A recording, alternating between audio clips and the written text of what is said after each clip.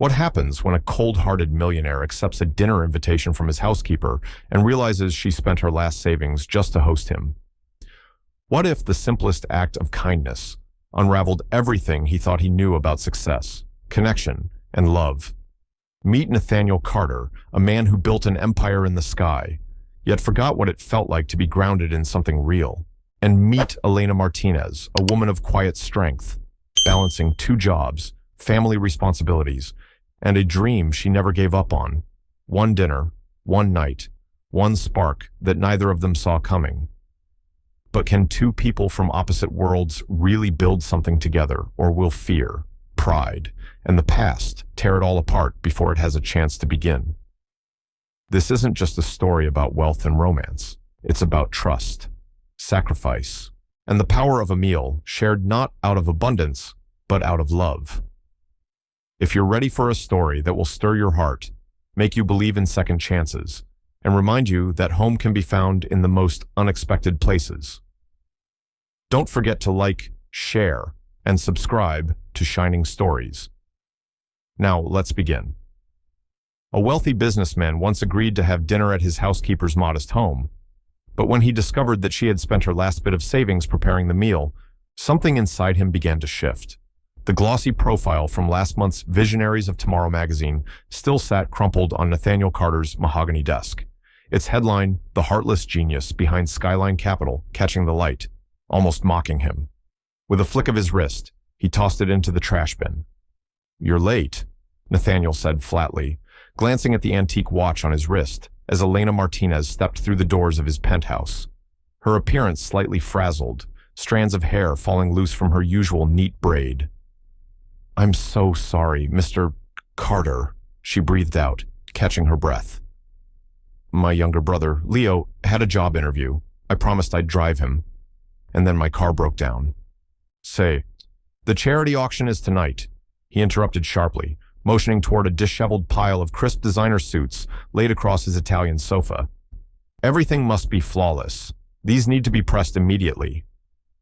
Without another word, Elena nodded, gathered the clothes, and quietly disappeared into the laundry room. Nathaniel turned back to his laptop, eyes scanning the projections for a new luxury condo development uptown. Numbers, always reliable, always controllable. From the study entrance, a voice broke the silence. "You ever think about cutting her some slack?" It was Lucas Grant, his longtime business partner, and the only person who still dared to speak to him like a human being. He adjusted his glasses as he stepped into the room. "She's the most dedicated staff member you've got." "Dedication is the baseline," Nathaniel replied, not lifting his gaze. "Not something to be celebrated." Lucas sank into a leather chair with a sigh. "This is why half the office calls you the Frost King." "They can call me whatever they want," Nathaniel replied coolly, finally meeting his friend's eyes. "As long as they keep signing the deals."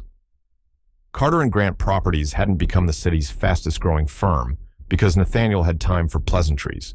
It had grown because he was relentless sharp, focused, and completely detached. "You're brilliant in business," Lucas admitted, "but maybe you're failing at everything else." Nathaniel exhaled through his nose and turned back to the glowing screen. At 35, he had amassed more wealth than most would in 3 lifetimes. A penthouse above Manhattan, a fleet of imported cars, his name printed regularly in top 10 most eligible bachelors' lists. What else could life possibly offer? Later that day, just as Elena was gathering her things to leave, she hesitated by the doorway purse clutched tightly in both hands. "Mr. Carter," she said softly, eyes darting to the floor. "I know this might be out of place, but I'm hosting a small dinner at my apartment this Saturday. It's my brother's birthday." Her voice was gentle. "He's a huge admirer of your work. It would mean a lot to him and to me if you came." Nathaniel blinked, stunned. No one had ever invited him to their home, especially not an employee. Before he could compose a polite refusal, Lucas cut in, smiling widely. "He'd love to come," he said smoothly, ignoring the icy glare from Nathaniel. "What time should we be there?" 7, Elena beamed, scribbling the address on a small notepad. "It's nothing fancy, Just home-cooked food and some good company. As soon as she left, Nathaniel turned sharply to Lucas. Why would you— I don't attend social events with staff, Nathaniel muttered, still staring at the address Elena had written. Exactly why you should, Lucas replied calmly. You need to remember there's life beyond these marble floors and stock portfolios. One dinner won't kill you. It's completely inappropriate, Nathaniel objected. She's an employee, not a friend. Lucas didn't flinch. What's inappropriate is forgetting where you came from. Not all of us were born with wealth, and if I recall, neither were you. Nathaniel said nothing, but his jaw clenched. His carefully buried past, the one erased from interviews and bios, still knew how to sting. That night, Nathaniel sat at his desk, reviewing the final proposal for the Hudson Heights project, a development he believed would redefine his legacy. The phone rang. Carter. Nathaniel, it's Martin Blake from the City Planning Board. Nathaniel straightened. I trust you've reviewed the proposal. We have. A pause. And I'm sorry to inform you, the board is going with Claire Donovan's plan instead. He froze. You're joking. Her vision included broader community involvement and affordable housing initiatives. The board felt it showed more heart. The line went quiet. Claire Donovan, his fiercest competitor, had outmaneuvered him, not with numbers, with compassion. For the first time in years, Nathaniel Carter questioned if he had lost touch with the very people he was supposed to be building for. He picked up Elena's notepad. That dinner, once an inconvenience, now felt like a door back to the world he'd shut out. On Saturday evening, his sleek Aston Martin looked absurd among the older sedans and pickup trucks lining the narrow street of Elena's neighborhood. He checked the address again, eyebrows raised at the tiny brick house with the tidy front yard. Remind me why we're doing this, he asked, stepping onto the curb. Because tonight, you get to be a human being, Lucas replied, lifting the bottle of wine he brought. Nathaniel adjusted his tie, a gesture more out of nerves than habit, and knocked. The door opened.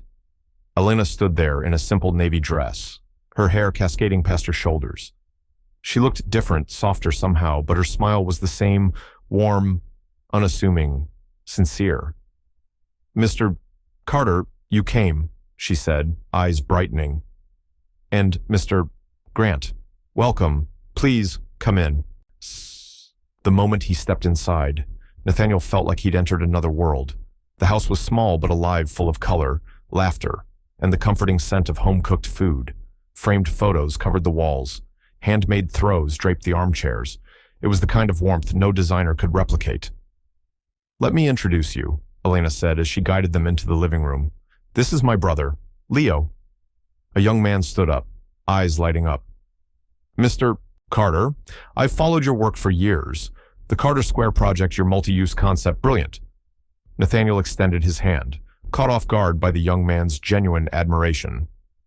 Thank you. Are you in real estate? Architecture student, Leo answered. Just started interning at Mason and Ford. Nathaniel nodded, a flicker of respect showing on his face. That's a solid firm. They do good work. Elena beamed and continued with the introductions, leading them toward the dining area where something deeper than food was waiting to be served. And these are my cousins, Sophia and Diego, Elena said warmly, as she guided Nathaniel and Lucas through the cozy living room. And this is my Aunt Lillian. Then she approached a woman seated by the window, her frame small but dignified, wrapped in a floral shawl. Her silver hair was pulled back neatly, and her sharp eyes studied Nathaniel with quiet intensity. And this is my grandmother, Lucia. Grandma Lucia didn't hesitate. So, this is your boss, she asked in a thick accent, her gaze unwavering. The one who makes you work like a machine. Grandma, Elena whispered, clearly embarrassed, but Nathaniel chuckled, surprisingly unbothered. It's a pleasure to meet you, ma'am, he said gently. And I suppose, guilty as charged. Tordio, as Elena excused herself to check on dinner, Nathaniel suddenly found himself surrounded by her family, They weren't shy, asking questions about city zoning, architecture, and how buildings don't fall over with so much glass. And, strangely, he didn't mind. For once, the curiosity wasn't laced with hidden motives or business agendas. It was simply real. From across the room, Lucas raised his wine glass in Nathaniel's direction with a grin that said, "Told you so. Curious." Nathaniel wandered toward the kitchen. Elena was standing at the stove, stirring something rich and aromatic. Beside her, Grandma Lucia was chopping fresh herbs with focused precision. "Can I get you anything, Mr. Carter?" Elena asked when she noticed him. "Nathaniel," he corrected gently. "No, I just wondered if you needed a hand." Lucia mumbled something quickly in Spanish, and Elena flushed a shade deeper than the sauce she was stirring. What she didn't know was that Nathaniel understood enough Spanish to catch the gist. "You spent all your savings on this dinner," Lucia said, her voice equal parts scolding and tender. "This money was meant for your restaurant. It's an investment." "Grandma," Elena whispered back. "Mr. Carter knows people. One kind word from him could open a door." A strange feeling twisted in Nathaniel's chest. Guilt. The feast suddenly looked different. It wasn't about her brother's birthday. It was a quiet plea. A chance. And she had spent everything she had, just to make it matter. Dinner was served at a long, slightly wobbly table, crowded with bowls and platters of food. Nathaniel found himself sitting between Leo and Aunt Lillian, who immediately filled his plate to the brim. "You're too thin," she said matter-of-factly. "All business, no dinner, not good for the soul." Desium. The meal that followed was more than food. It was storytelling, shared memories, and laughter. Leo spoke about their father, who had passed away 5 years ago, and how Elena had sacrificed everything, including her own dream, to help raise him. "She could have been a chef by now," he said with pride, "but family always comes first for her." Nathaniel listened, quiet. He couldn't remember the last time he'd thought about his own beginnings, the ones he'd worked so hard to bury beneath skyscrapers and suits. When Elena returned with dessert, a tray of delicate pastries dusted with sugar, Nathaniel cleared his throat. The table quieted. "This was extraordinary," he said sincerely. "You have a remarkable gift. Elena, I understand you dream of opening a restaurant." Her cheeks turned pink. "Yes, it's been my dream for years. I've been saving, but it's a long road." "Tell me more," he urged, genuinely leaning in. Her eyes lit up. "I'd call it Casa Alma, home of the soul. It would serve my grandmother's recipes, with a few of my own touches. Nothing fancy, just a place that feels like this, where people feel welcome, where the food tells a story." "Like tonight," Nathaniel said softly. Later, as he and Lucas prepared to leave, Elena handed him a small container. "Leftovers," she explained, a little shyly. "No one should live on takeout forever, not even millionaires." Nathaniel took it, and for the first time in years, something inside him felt full. The small container of leftovers sat warm on Nathaniel's lap during the ride home, a simple gesture. Yet it stirred something deep inside him. No one had cared about what he ate or how he lived in years. Not really. His carefully built walls of status, control, detachment felt just a little more fragile now. "Thank you," he had told Elena as they said goodbye, the words heavier than she probably realized. Halfway back to the city, Lucas finally broke the silence. "So, not so terrible after all." Nathaniel kept his eyes on the road ahead, watching the glow of Manhattan inch closer. "It was unexpected," Lucas chuckled. "You mean you didn't expect actual human connection?" Nathaniel didn't answer, but he didn't let go of the container either. It was more than leftovers now. It was a reminder that something inside him had begun to shift. By Monday morning, the container was empty but still sitting on his desk. The food had been better than anything from his favorite five-star kitchens. Maybe it wasn't the ingredients. Maybe it was the heart behind it. When Elena arrived that morning, Nathaniel asked her to step into his office. "I wanted to thank you again for Saturday," he said, his voice a bit more formal than he intended. "I've been thinking about your restaurant idea." She looked startled, pausing with her cleaning supplies in hand. "You have—" "Yes, I'd like to hear more. What kind of place do you envision? Location, timeline, funding?" At first hesitant, Elena slowly opened up. The moment he gave her space to dream, she filled it with quiet conviction. She told him how she'd been saving for 5 years, taking business courses at the local community college in the evenings. She had a name picked out: Casa Alma. The concept was clear in her mind: traditional roots, modern flair, a place that felt like home. "I've saved nearly half of what I need," she explained. "Maybe in another year or two, I'll be able to start looking at small spaces." Nathaniel listened intently. "Would you mind," he said thoughtfully, "if I looked into a few properties for you, just to give you some ideas?" Her eyes widened. "That would be incredible. Mr. Carter," he choked. He gave her a small smile. "Nathaniel," he reminded her, "especially when we're talking business." After she left, Nathaniel picked up his phone and called Lucas. "I need you to check out available restaurant spaces in emerging neighborhoods," he said. "You starting a new investment branch?" Lucas teased, "Something like that." Over the next few weeks, Nathaniel found himself noticing things about Elena he had never taken the time to see. The way she remembered how he liked his coffee, the way she hummed softly while wiping down countertops, her quiet strength and that spark of determination in her eyes. Without fully realizing it, he began making small adjustments to ease her workload, putting away his own dishes, using coasters, picking up after himself, something he hadn't done in years. One morning, as she entered the apartment, he caught himself smiling. "You're in a good mood today," she commented, hanging up her coat. "I found a property yesterday that might interest you," he replied. "Corner lot, great foot traffic, recently updated kitchen." Her eyes lit up. "That sounds perfect, but it's probably way out of my price range." "Not necessarily," he said, handing her the listing. "The owner owes me a favor. Take a look." That evening, Lucas stopped by with Thai takeout. He leaned over the table and raised an eyebrow as he caught Nathaniel reviewing floor plans and restaurant budget templates. "I haven't seen you this focused on someone since college," he said casually. Nathaniel shut the laptop with a thud. "It's not like that. I'm just helping a driven entrepreneur." "Right," Lucas smirked. "That's why you asked me about her favorite flowers yesterday." "Market research," Nathaniel muttered. Lucas sat back and studied him for a moment. "You do realize she works for you, right? There are power dynamics involved." Nathaniel's expression turned serious. "I'm aware. That's why I'm being careful." The next day, Nathaniel happened to overhear Elena on the phone. Her voice was quiet but firm.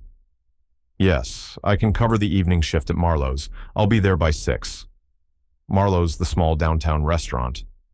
Later, as she was wiping down the kitchen counter, he asked, trying to sound casual, "You work another job?" Elena nodded, avoiding his eyes. "A few nights a week, waiting tables. It helps me save faster." Something inside him tightened. "Elena, that's not necessary. You already work full-time here." She smiled softly. "Dreams don't fund themselves. Nathaniel, and my family, still needs me." That night, he couldn't sleep.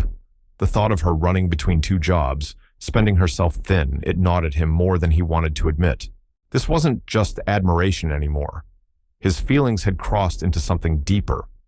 After several days of searching, Nathaniel finally found it, a charming little corner property in a lively, growing neighborhood. It had everything: great visibility, updated kitchen, and a flexible 5-year lease. It was perfect for Casa Alma. He drafted lease terms that leaned heavily in her favor. This wasn't a transaction. It was a chance to give her the start she deserved. When Elena mentioned she had a rare day off the following Tuesday, Nathaniel made a plan. He'd stop by her house, show her the folder, let her decide. No pressure, just possibility. Tuesday evening, he parked in front of her home, proposal in hand. For reasons he couldn't quite name, his heart was pounding. He approached the door just as laughter floated out through an open window. Her laugh. It made him smile, until he heard another voice. Elegant. Familiar. Elena, darling, your food is unforgettable. I'm telling you, Casa Alma would be the perfect centerpiece for my new development project. Claire Donovan. Nathaniel's blood turned cold. He knocked harder than necessary. When Elena opened the door, she looked surprised and then uncertain, reading his expression. Nathaniel, this is unexpected, she said. Her smile didn't quite reach her eyes. Behind her, Claire rose from the couch, a champagne glass in hand. Well, Nathaniel Carter. What a small world. His mind raced. The dinner, her questions, her sudden interest in real estate. It all fell into place. Darkly. He looked at Elena. Can we talk? Outside. She led him to the small backyard, brows furrowed. What's wrong? Why are you? I should be asking you. He cut in, sharp. Claire Donovan. Was this whole thing a setup? Get close to me, learn my strategies, feed them to my competitor. Elena's eyes widened. What? No, she said, stunned. Claire is my cousin. I didn't even know you two had history until tonight. His voice turned cold. Your cousin.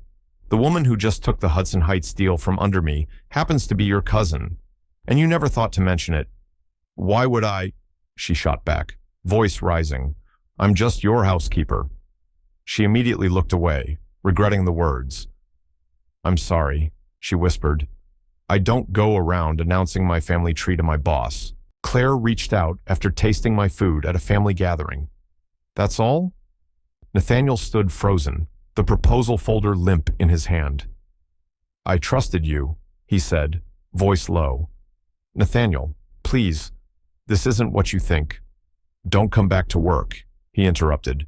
I'll have your final check sent over. And with that, he turned and walked away. Elena's voice followed him, calling his name, full of confusion and pain. But he didn't turn back. Whatever fragile thing had begun to form between them, hope, trust, maybe even more, had shattered like glass underfoot.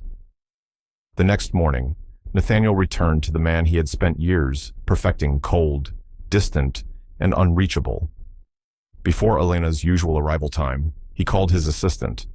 Maya, find a new housekeeping service immediately, he instructed. What about Elena Martinez? She asked, caught off guard. Is something wrong with her work? Just do it, he snapped, ending the call.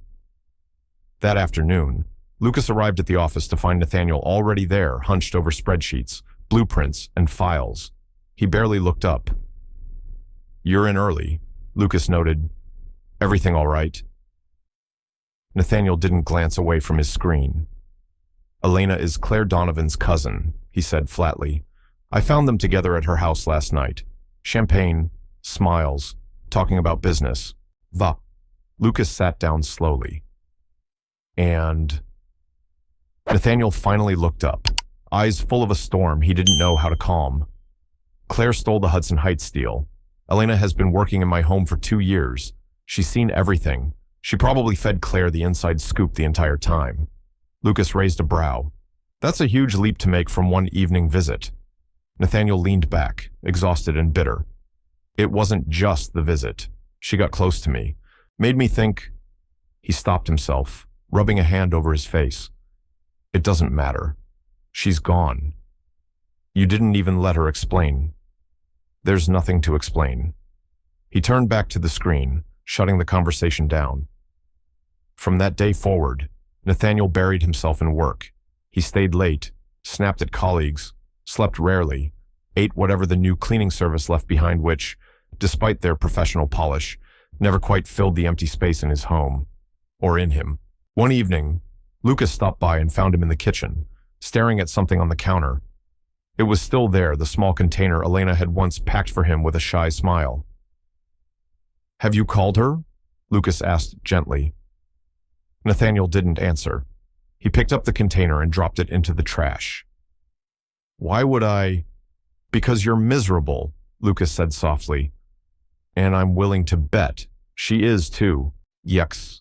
Nathaniel said nothing.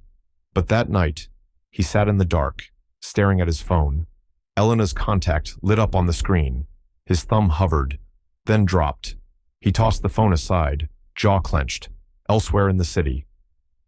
Elena sat by the window of a tiny apartment, her hands wrapped around a chipped mug of tea. She was, in fact, miserable. The abrupt dismissal had left her shaken not just financially, but emotionally. The silence hurt more than the loss of income. Claire, ever ambitious, visited again with yet another offer. Elena, this is your dream. You've been saving for it for years. My new project would be perfect for Casa Alma. I'll fund everything. You'd finally have your restaurant. But Elena shook her head. It wouldn't feel right. Claire sighed, watching her cousin carefully. This is about Nathaniel Carter, isn't it? We weren't close, Elena replied quickly, then more softly. At least, I didn't think we were. Claire tilted her head. You have feelings for him. Elena looked away. He thinks I used him, thinks I was some kind of spy for you. That's ridiculous, Claire said. I didn't even know you worked for him until you mentioned it that night. It doesn't matter now. Elena wiped at her eyes. He made up his mind. It's over. The weeks passed, turning quietly into a month. Nathaniel stayed buried in his empire. Elena found work again at a new house in Queens and kept her evening shifts at Marlowe's. The rhythm of survival returned, but the light she once carried flickered lower, and still, neither of them could bring themselves to forget the taste of that one dinner, or everything that had almost begun. Nathaniel buried himself in work, refusing to acknowledge the worry in Lucas's eyes each time he passed by. Late one evening, while scanning real estate listings, something on his screen made him freeze. Claire Donovan's latest development project, the Glenview Collective, had just updated its public webpage.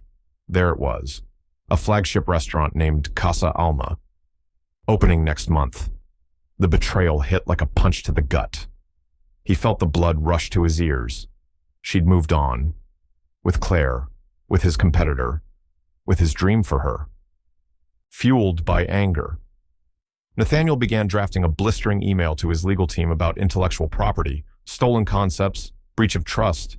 Lucas walked in mid-rant. Don't send that, he said calmly, reading over his shoulder. She's using Elena's concept as her centerpiece, Nathaniel said through clenched teeth. After everything I did to help. Did you actually help? Lucas interrupted, leveling his voice. Or did you just make vague promises and storm out like a jealous teenager? Nathaniel glared. I'm not jealous. No, you're just furious because you think you were manipulated, which is why what I'm about to tell you matters.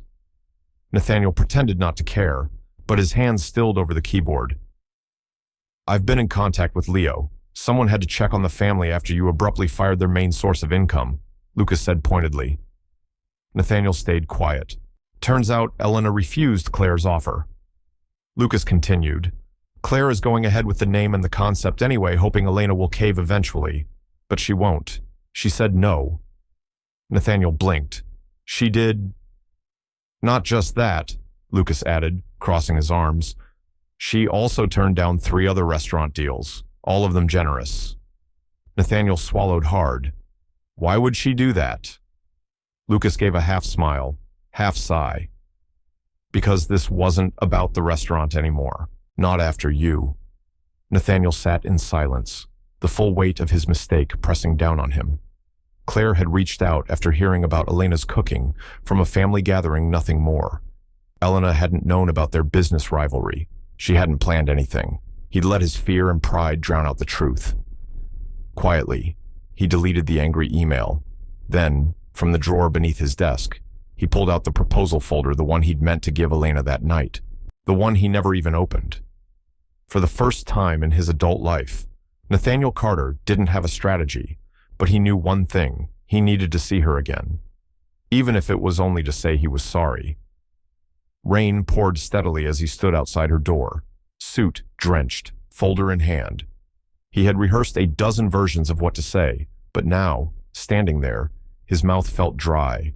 Finally, he knocked, The door opened. Elena stood there, surprised and visibly guarded. Her eyes scanned his soaked clothes, then his face. 5 minutes, she said softly. That's all you get. He nodded. She stepped aside, letting him in. The house was quiet. No one's home, she said, noticing his glance. They're all at the hospital with my grandmother.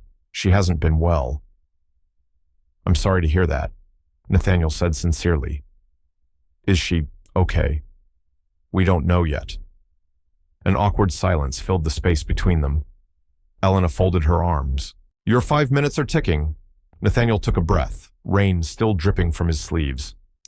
I saw Claire's project site, he began. I saw the listing on Claire Donovan's development site. Nathaniel said quietly, I know it's your name, your concept, but it's not your doing, is it? Elena shook her head quickly. She used Casa Alma without my permission. I told her no.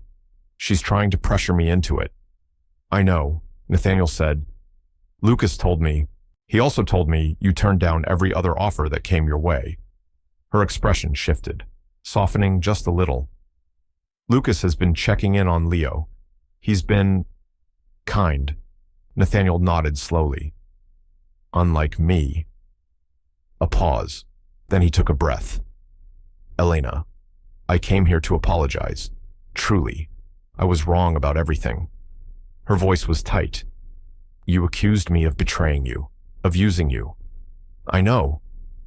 His voice cracked slightly. I jumped to conclusions because... He stopped, searching for the right words. No one's done anything so thoughtful for me in years. That dinner, it wasn't just food. It meant something. And when I saw Claire, I convinced myself it couldn't have been real. Elena listened, arms crossed, not to defend herself, but to hold in everything she'd carried since he walked away. Nathaniel continued, quieter now. I've spent most of my life building walls. My childhood taught me that kindness usually came with strings attached. After my parents died, I had nothing.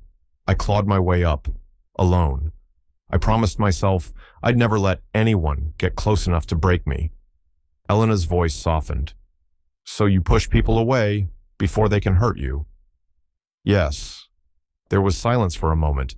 Then he looked up at her. But with you, it was different. Somewhere between your invitation and your leftover containers, I started to feel things I didn't want to feel. What things? She asked, her voice barely above a whisper. Hope. He smiled sadly. Connection. For the first time in years, I looked forward to someone's voice, someone's smile, yours. A tear slipped down Elena's cheek. Then why didn't you just ask me about Claire, about any of it? He let out a short, regretful laugh. Because I'm an idiot who fell in love with you, and then destroyed it because I was too afraid to believe someone could truly care about me. Her breath caught. You love me. Nathaniel stepped closer. I do. I did before I even realized it, and I know I don't deserve a second chance, but I had to tell you. Elena looked away, blinking fast. Claire is my cousin. We weren't close growing up, but she reached out after tasting my food at a family dinner. She had no idea I worked for you until I said it that night. Lucas told me, Nathaniel said gently, and I believe him now. I just didn't trust myself enough to believe you. A flicker of frustration passed through her expression. So you trusted him, but not me. I wasn't ready to hear it then, he admitted, but I am now. Her eyes softened again.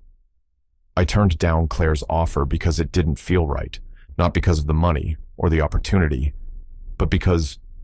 She hesitated. Because I couldn't stand the idea of you thinking I'd chosen her over you. Nathaniel's heart lifted just slightly. Does that mean you might feel something for me too? Before Elena could respond, the front door burst open. Leo stood there, soaked from the rain, breathless and panicked. Elena, he called. It's Grandma. She's had a stroke. They've taken her to the hospital. It's serious. Elena went pale. How bad? They've stabilized her, but she needs surgery. Then Leo noticed Nathaniel. "Oh, Mr. Carter, I didn't realize." Nathaniel stepped forward. "What hospital?" When Leo answered, he nodded. "I'll drive you both. Let's go." The conversation would have to wait, because real love doesn't hesitate when family needs help. Grandma Lucia's condition was serious. The doctors said she would need specialized care and a long recovery in the hospital. As they hurried through the entrance, Nathaniel trailed just behind Elena and Leo. He heard Leo whisper, "How are we going to pay for this? Insurance won't cover everything." Elena gave his hand a gentle squeeze. "We'll figure it out. We always do." Before they could reach the elevator, Nathaniel stepped forward and gently touched Elena's arm. "Let me help with the medical expenses." She stopped short and turned to face him. "We don't need charity, Nathaniel." "It's not charity," he said, his voice steady. "It's friendship, or whatever this is between us." Elena's eyes filled with quiet resolve. "I appreciate it, truly, but we'll manage. We always have." As she walked away beside her brother, Nathaniel stood still for a moment, watching her go. It hit him, then, the truth he'd avoided his entire life.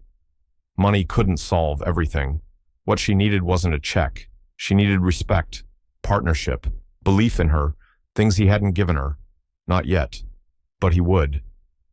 3 days later, he returned to the hospital. A folder was tucked under his arm. He found Elena alone in the waiting room, her eyes tired, shoulders drawn with exhaustion. "How's your grandmother?" he asked softly. She looked up, surprised to see him. "Stable. The surgery went well, but recovery will take months." He sat beside her. "And you, hanging in there. But the hospital bills are already piling up. It's overwhelming." He nodded slowly. "I've been thinking about that. I have something I'd like to propose, but I want you to hear me out completely before you say anything." She looked at him cautiously, but nodded. "All right." Nathaniel opened the folder. "This is the proposal I was going to bring to your house that night before everything fell apart. It's not a gift. It's a business partnership." Elena's eyes widened as she took in the documents, the location, the terms, the name, Casa Alma, at the top of the page. "This is the exact spot I dreamed of." She whispered. "I'll provide the capital and business guidance." Nathaniel explained. "You'll bring your vision, your recipes, your leadership. We'll be equal partners, 50-50 on everything." He paused. "The restaurant will be entirely yours. Your kitchen, your story. I'll stay in the background unless you ask for input." She blinked, absorbing it all. "And the hospital bills. The partnership comes with a signing bonus, enough to cover all of your grandmother's care and give you a little cushion to breathe during the opening phase. It's not a gift, Elena. It's an advance against your future success." She stared at him for a long moment. "Why would you do this?" Nathaniel looked into her eyes. "Because I believe in you. I've seen your talent. And because I was wrong. I misjudged you. I failed you. And this is how I start making it right." He reached out not to convince her, but to offer something real. "This offer stands no matter what happens between us. Even if you never want to see me outside a business meeting again. I still believe Casa Alma should exist, because it's beautiful, and because the world needs it." She was quiet for a long time. Finally, she whispered, "It's generous. It's smart," he corrected gently. "It respects your independence, but it also gives me a way to support you without taking anything from you." Elena nodded slowly. "I need time to think." "Of course," he said, rising. "Take all the time you need." As he turned to go, her voice called after him, "Nathaniel." He turned around, heart skipping. Elena stood in the hospital hallway, her voice quiet but sure. "About what you said, at my house, that you had feelings for me." She hesitated. "I do too. I mean, I have them, feelings." He opened his mouth to respond, but she added quickly. "Right now, though, with everything happening with Grandma." "I understand." Nathaniel said gently, cutting her off before she had to explain. Family comes first. That simple sentence, free of ego, full of care, brought a warmth to Elena's face. A soft smile bloomed. Thank you, she whispered. The next morning, Nathaniel was surprised to find her waiting outside his office. I've thought about your proposal, she said, without any small talk. I'm in, but I have one condition. Name it, he said instantly. We dream bigger, not just one Casa Alma, but eventually, a collection.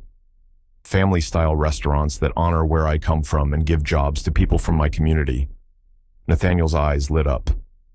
I was thinking too small. He grinned. Is that a yes? It's a definite yes. Her eyes sparkled again, the same sparkle he'd missed so much. For partners.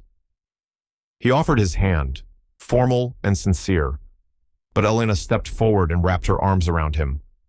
Partners, she whispered. In the months that followed, as Grandma Lucia recovered and Casa Alma took shape, something beautiful unfolded between them. They became more than business partners. They became part of each other's lives. Nathaniel started joining family dinners. Leo began interning at Carter and Grant Developments, and Lucas teased Nathaniel mercilessly. You're smiling at work now, he said one afternoon. It's a little terrifying. I'm happy, Nathaniel replied simply. Is that so strange for the former Ice King? Absolutely, Lucas laughed, but I like this version of you. As the restaurant's opening day drew near, their bond deepened. Elena helped turn Nathaniel's sleek, impersonal penthouse into something warm and lived in. He stood by her side during Grandma's recovery and through every late-night menu crisis. One evening, as they finalized the dessert selection on his couch, Elena looked up from her notes. I just realized something, she said thoughtfully. You never told me why you came to my house that night, before you saw Claire. Nathaniel set down his wineglass. I wanted to surprise you with the proposal, but also, I needed to tell you how I felt, that I had fallen for your kindness, your fire, your strength. Elena's eyes softened. And now, he moved closer. Now, I love you even more, for your grace, your stubbornness, your refusal to let me buy your respect. She laughed. That part drove you nuts. It did, he grinned, but it taught me something important. The best partnerships, in business and in life, are built on equality, on respect.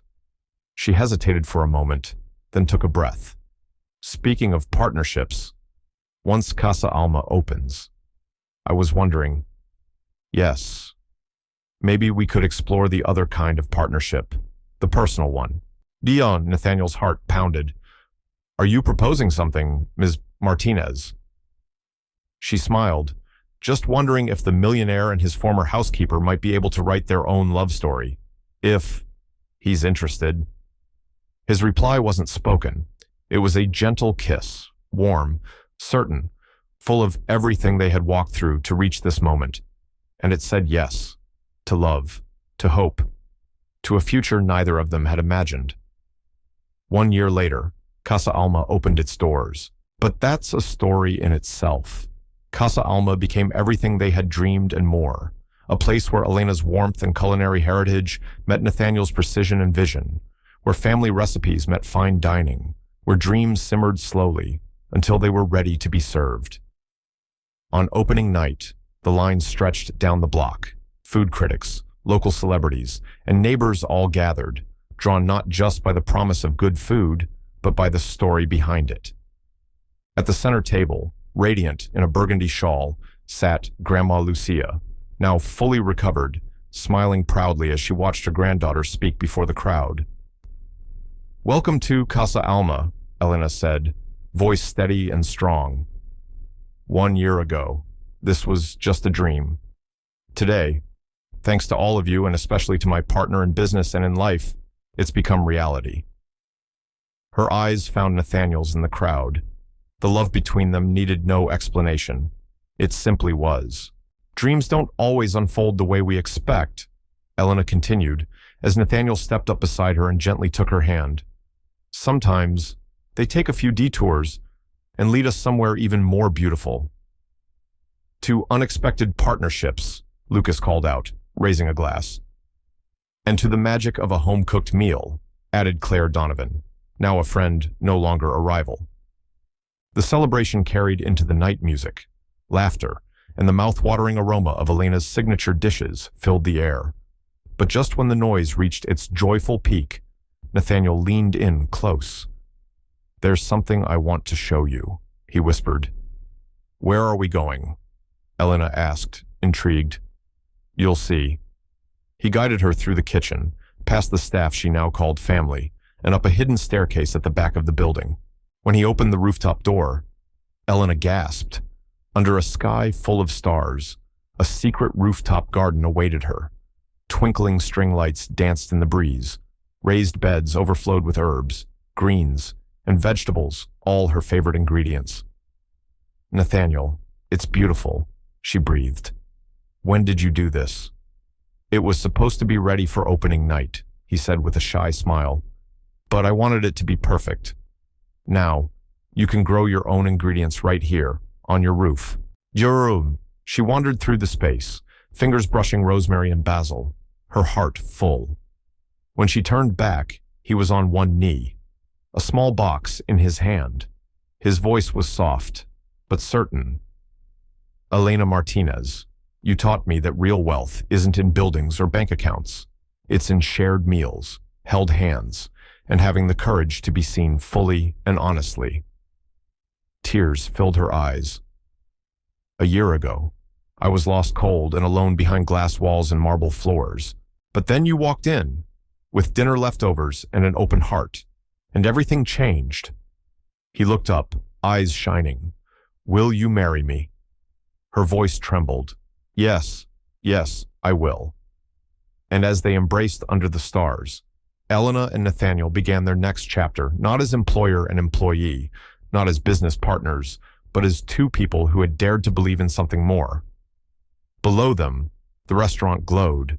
Leo animatedly shared design sketches with Lucas for the second Casa Alma location.